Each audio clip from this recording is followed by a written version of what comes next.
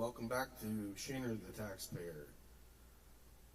It's a yucky rainy day, but hey, it's spring, so we gotta be thankful for that. It's not snowing, we don't have to shovel anything, at least where I am. And before we begin, swig of fake beer for all you hard-working Canadians out there trying to keep this country going.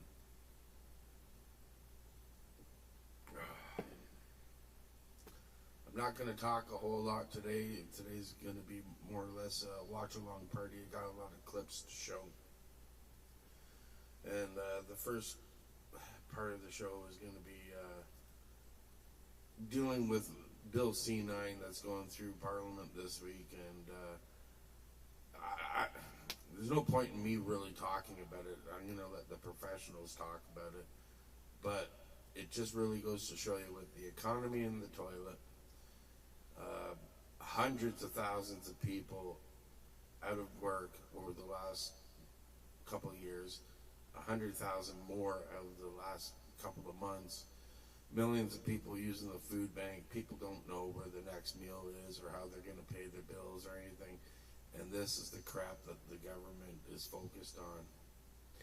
Anyways, so if you're not too sure about what Bill C-9 is all about and you've been under a rock, I'm not going to talk about it.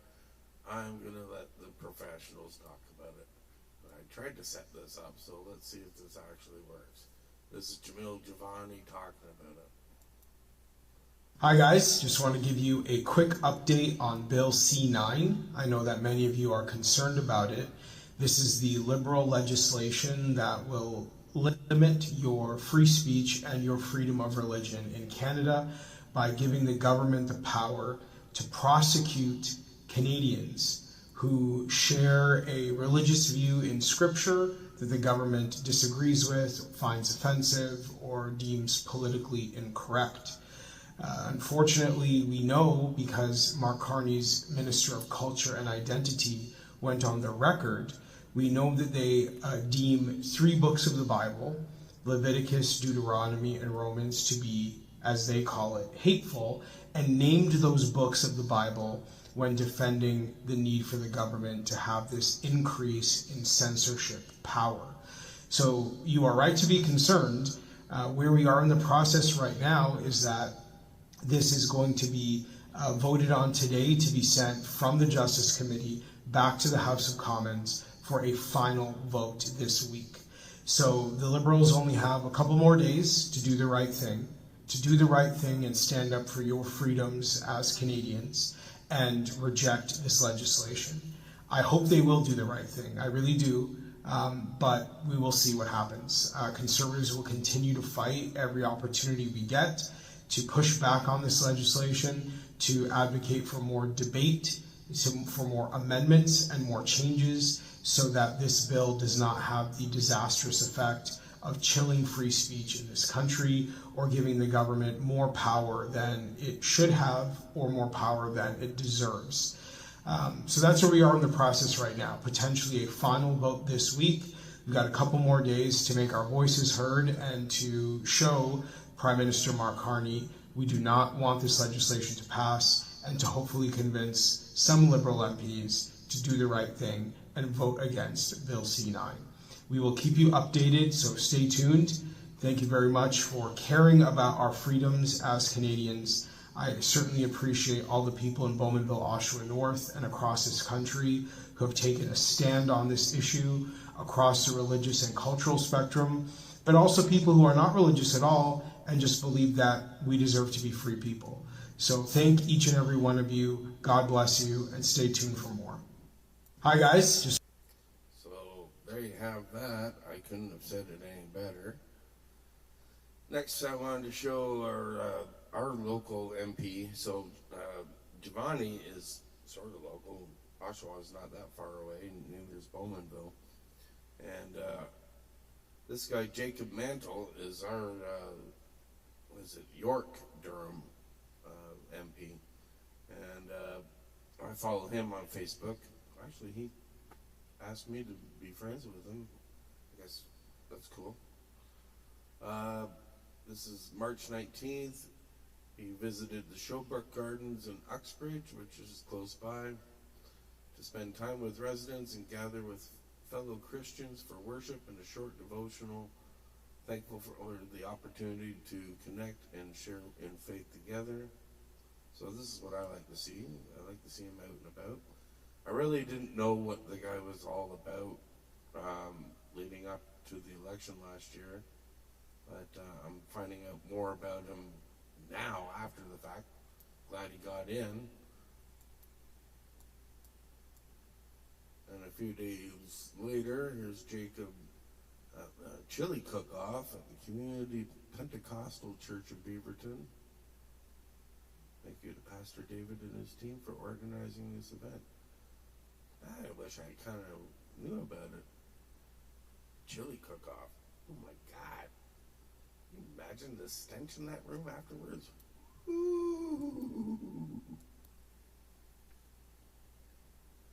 Now, I'm going to deviate for about a minute from church's religion and C9 just for a minute, because I want to show a video of my man, Jacob.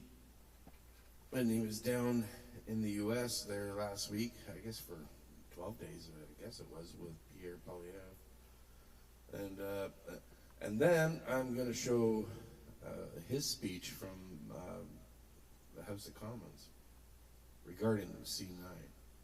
So where do I start with this video here? I lost the play button. What the hell is it? Where am I? I can't even pause my own show. Oh, good Lord. Jamie, will you help me? Now, see, it's not me. The play button actually disappeared. Now, there it is. I feel like I'm ready. Roman Babber live from New York with MP Jacob Mantle. We just heard Pierre Poilievre articulate his vision for Canada-U.S. relationship to renew our friendship, tariff-free, around energy and security for the benefit of both our countries. I loved it. Jacob, what do you think? Absolutely great to hear such a positive vision for Canada and the United States working in cooperation on the things that matter to us, our economy, our jobs, and our security. So it's so refreshing to hear a positive message here from our leader, making his pitch to the American people on the benefits of our great relationship that has lasted centuries and will last centuries to come. I enjoyed it immensely. A fresh message of renewing our friendship and continuing trade, free trade, without barriers, to strengthen both our countries and our nations. Thank you so much. I feel like I'm ready. And I'm back. Was I even gone? Yes, I was. I actually was gone for a little while there. Man, that little clip there, that was really noisy. They had a lot of people at that meeting for that speech. I guess there's a lot of Canadians and Americans mingling. I was mingling. Anyways, this show's getting on in time, and one thing I've learned, people have a short attention span, and so do I. It's getting shorter all the time. So, I had a lot more stuff to get into than this, but I think I'm just going to keep this show about C9 today, and apologies to people, my friend Janice that sent me stuff. I might do another show tonight, probably not, but I'll keep your video for maybe tomorrow or something on the weekend. It is scary shit that you sent me, and I think people really need to see it and prepare for it. Anyways, reel them in. Yeah, stay for the next show. So, my man, Jacob, thank you for representing us. I told him that on Facebook. And this is what he had to say about C9 in the House of Commons. I actually haven't listened to it all. I just listened to the first bit, and I'm like, bang on, this is what needs to be said. And great speech. I expect big things from this guy in the future. He's new, he's fresh, and we'll get him, tag it. Now, where do I start this? Oh, up here in the corner again. Every video I click on and save from different sites and everything, I'll start at the different spots, and they all have different spots for turning the volume on. It drives me mental. Here we go. Dangerous that the government is moving to criminalize the very utterance of its words in public spaces, a book so dangerous that at least some Liberal members say it's full of hate. A book so dangerous and so full of hate, the government says, that it is seeking through Bill C-9 to strip away protections that shield good faith readings and teachings from the Bible and other holy texts that Canadians read every day. I am, of course, talking about the Bible, Madam Speaker, a book targeted by Bill C-9, like so many other holy texts that millions of Canadians read and rely on every day. And what a sad irony it is that a book filled with the promise of the gospel is called hateful. What another sad irony that just steps away from where we speak today, etched into the very rock of Centerbrock, are more than 24 scriptures from that Bible. The very motto of our country, from sea to sea, is found in Psalms. How can a nation carved from biblical truths seek to criminalize those truths now?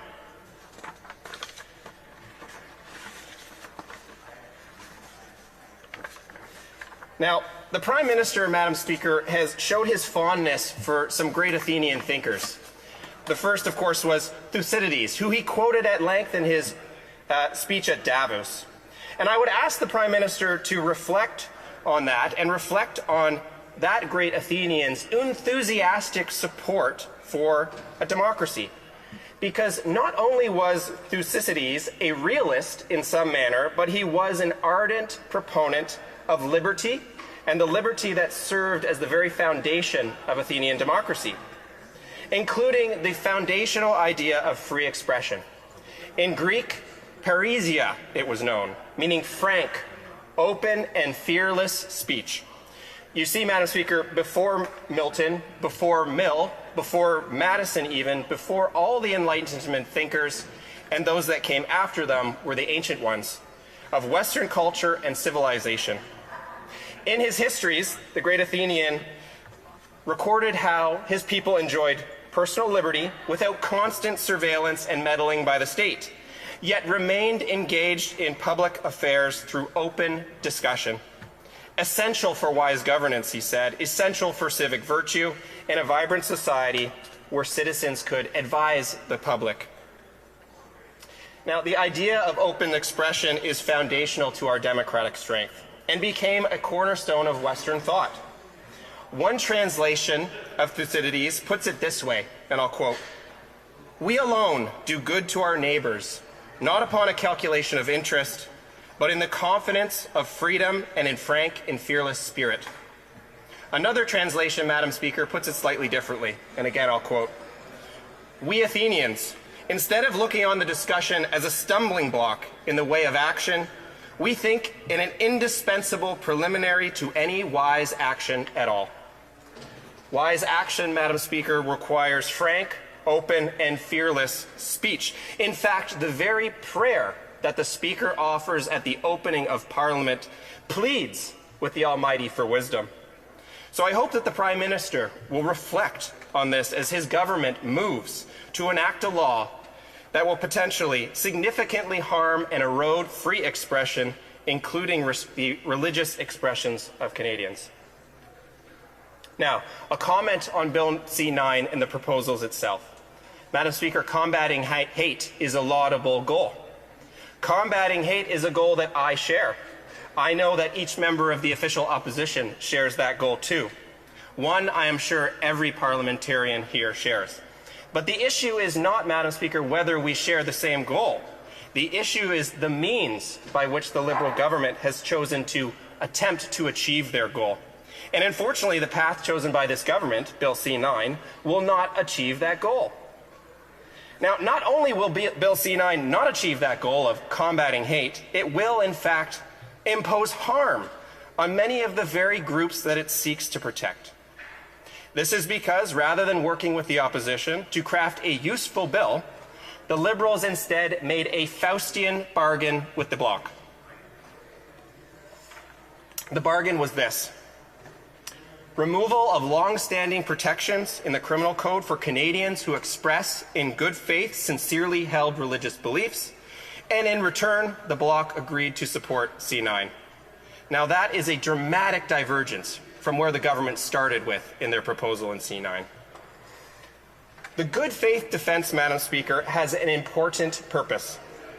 In the same way that our hate speech laws protect groups from hatred, the good faith defense ensures that those protections are not wielded as a tool of hatred by those who find religious thought distasteful. Let me stress then that the defense works both ways. It applies equally to expressions critiquing a religious view as it does to expressions espousing a religious view. In other words, one can be critical of religion without being found criminally liable for hate speech. I want to also address several misconceptions that have been playing throughout this House. Many have suggested that the good faith defense can be and is being used to shield otherwise hateful speech. Put another way, Madam Speaker, that religious expression is being used as a cloak to cloak hateful speech. This misrepresents the content and effect of the good faith defense. First, there is absolutely nothing to suggest that this defense is or has been abused since it was first introduced in the 1970s. Second, Madam Speaker, threats of violence are by definition excluded from protections for free expression. And it should go without saying that a threat to violence can never be made in good faith. And that, Madam Speaker, is a complete answer to the question of Mr. Shakawi, so often shucked by my Bloc colleagues. Whether it's a preacher, a madman, or the Prime Minister himself, the good faith defense does not apply where someone calls people to action through violence. So, with reason and logic failing them, the Liberal response has increasingly resorted to a form of just trust us. Just trust us. The bill doesn't do what you think. Just trust us. The government would never harm or tread on the liberties of Canadians. Just trust us. Prosecutors, courts, and tribunals will protect and uphold free expression. Well, I'm sorry, Mr. Speaker, we do not trust the Liberal government. We do not trust the government because they have shown themselves to be untrustworthy when it comes to defending the liberties of Canadians. We can read the bill, Mr. Speaker. We can read the bill and see what it means. We don't trust them because when given the chance, the Minister of Identity and Culture told Canadians that certain parts of the Bible and the Torah contain clear hatred, and he could not conceive of how parts of the Bible could be expressed in good faith. And his opinion was that prosecutors should have discretion to press charges. We do not trust the Liberal government because Canadians of all creeds, and no creed at all, have agreed that Bill C9 will harm free expression. We don't trust the Liberal government because when confronted with protesters that the Liberals found distasteful, they invoked warlike powers to persecute them. Because it remains the avowed aim of this government to revoke the charitable status of pro-life organizations. Because it was the Liberal government's approach to require applicants to Canada's Summer Jobs Grant to pledge fealty to their ideas to access government service. Mr. Speaker, Bill C9 is not a serious response to hatred. The antidote to hatred is not censorship. The antidote to hatred is not government-approved truths. The antidote is and always has been more speech. More voices raised in truth, more ideas tested in public, more freedom to speak, to debate, to persuade. That is the bedrock of a free society. And that is really the difference between us and them. On the other side, they believe in the benevolence of the state, that government can and should shield people from ideas and decide what ideas may be debated in the public square, and even decide what people may participate. We, on the other hand, we believe in people. We are not afraid of ideas. We welcome them. In closing, Mr. Speaker, there is another principle etched on the centre block of Parliament. You can find it on one of the south windows, stained glass windows in centre block. And it also comes from Thucydides. Freedom is the sure possession of those alone who have the courage to defend it, the courage to confront this censorship, the courage to protect and defend freedom and our liberties. We have that courage here. I hope the government does too.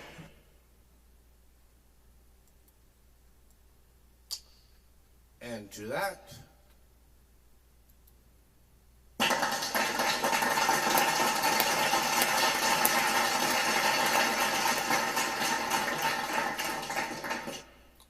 well done, sir. Well done.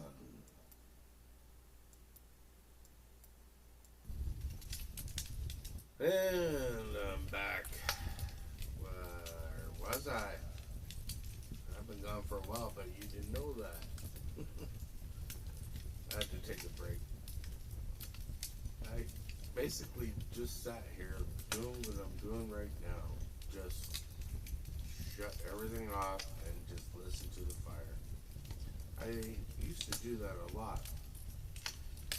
Actually, I do it still often, but not as much. But I have multiple screens in the studio. Thank God for Marketplace. I get deals on Facebook. So I just put the fireplace on all the screens all around, just listen to the fire, and pretend I'm having a bonfire with people. I have a nice pit, but nobody comes over anymore. So I just stare at that, just listen to nothing. Just try to clear my head. So, in the end with the C9, it's not going to affect me as much because I really don't go to church. I don't hate anybody except maybe my ex-wife, but I'm even praying about that. You know, it's kind of interesting that the closer I'm trying to get to God and Jesus, the liberals want to do something about it. Whatever. They can do whatever they want. My relationship with God and the Lord Jesus is my own personal thing. My walk is totally different than yours or anybody else's, and anybody that puts down somebody else or tries to judge anybody, well, lest they be judged. I can't even really quote the Bible. I really don't even understand the Bible. I don't even really open it. I started doing, I'm meandering. I promised I wasn't going to do it, but I'm doing it. It's my show. This is the real me. So I started doing a daily devotional, which is interesting and much needed. You know, I'm not going to lie. I'm the worst excuse for a Christian. Always have been.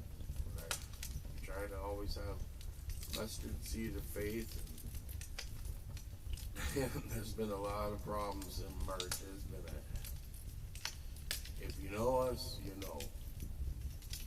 I'm not going to go into it all. Everybody's got their shit. But I still have a lot to be thankful for. I still wake up having nightmares a lot. But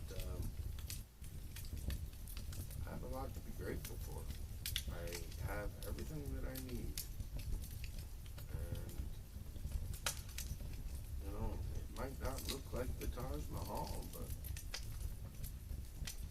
it's what we got. And we do with what we got.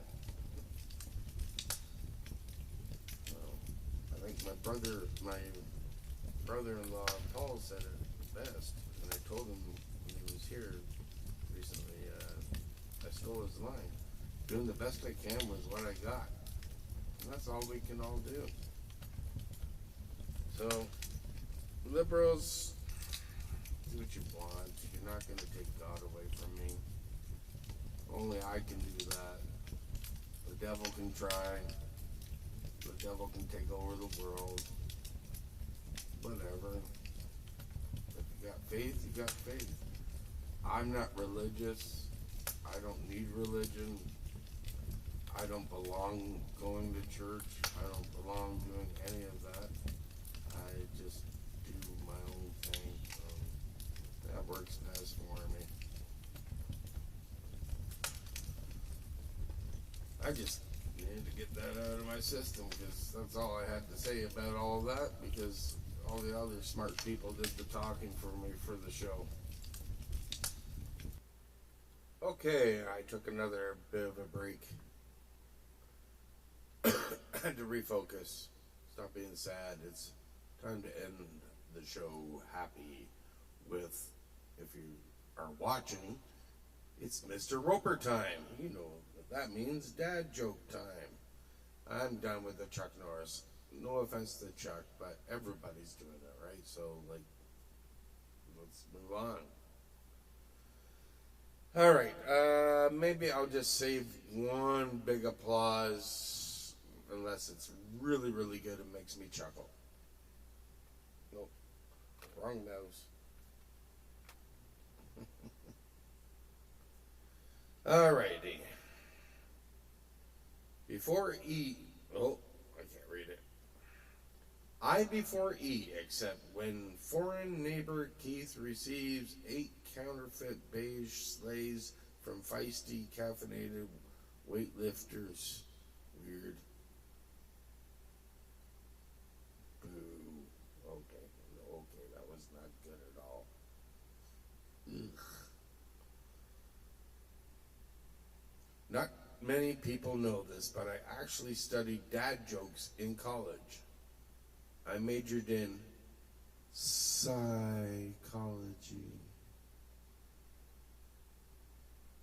Yeah, that's not good either. All right. Moving along. Where's the other ones?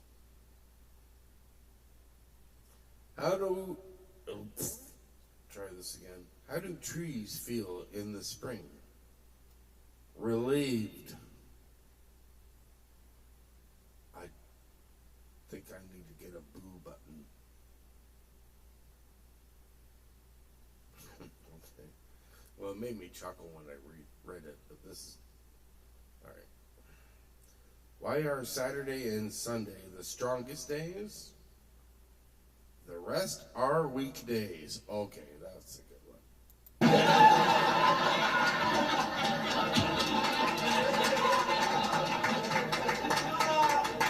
Let's see if there's one more.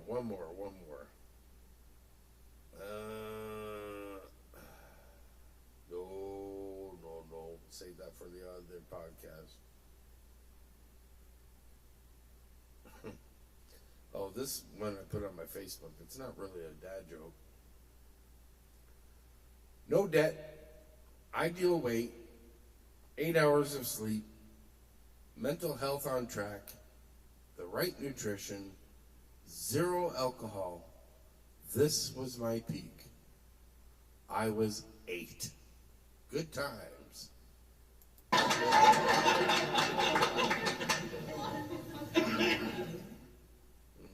right. Do I do the Mr. Roper any justice?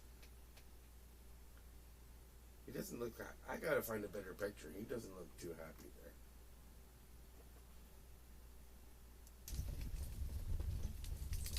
Oh, we're back to the fire. Oh, I just turned it off. Turn it back on, Shane. There we go. Well, we're at the end of the show. I think I'll save all the depressing, scary shit that I have. Save for later for another time. Anyways, let's end this. Let's get some fun in tonight. Thank you so much for tuning in. Please hit like, subscribe. Somebody leave a comment or something. Let me know if anybody's just listening to this, because I post pictures and I can describe them if I need to. Otherwise, I just assume you're watching somehow. Anyways, take care. God bless. And thank you for all that you all do. And just know that somebody thanks you and thinks of you and loves you. Take care. Till next time.